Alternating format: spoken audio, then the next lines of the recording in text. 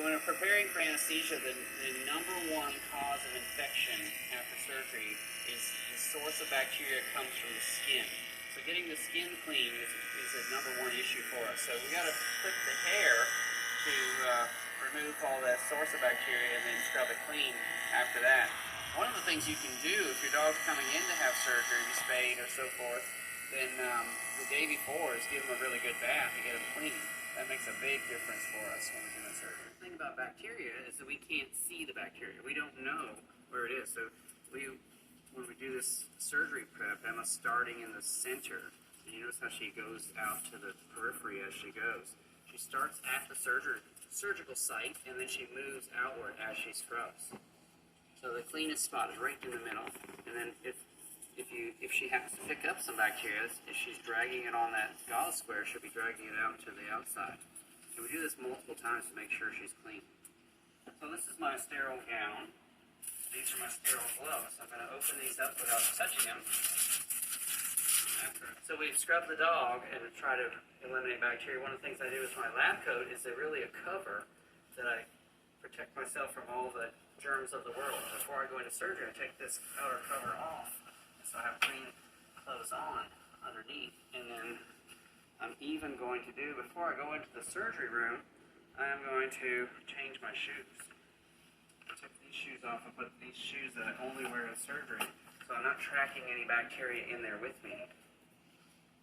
And so then I'm going to go through the same scrubbing process with myself that we did with the dog's skin. So I'll scrub my hands 3 times just like we did the dog's skin. But I'll even actually go through a process where I try to get each fingernail, and then I do each finger on each side, and try to go through this methodical process to make sure that I've covered all the areas, because you can't see the bacteria that's on your skin. I'm going to scrub every inch of it to make sure that you've done it, and we'll rinse this off, and we'll do this 3 times over.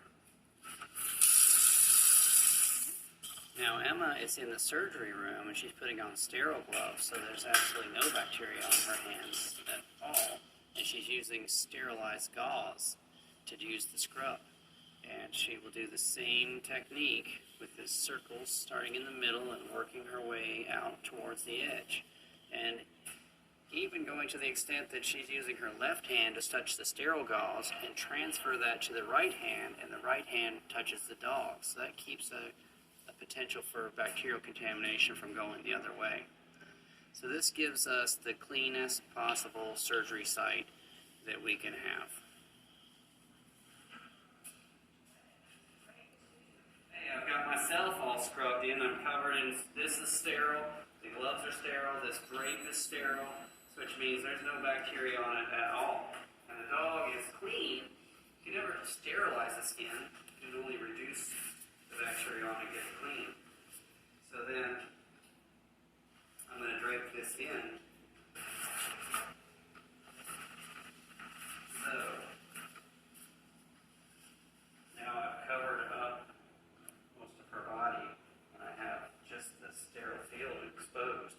So we have a limited amount of bacteria here that can contaminate our surgery site. So this little girl is a lucky one. She just got spayed today, and she was adopted out through the Danville Area Humane Society.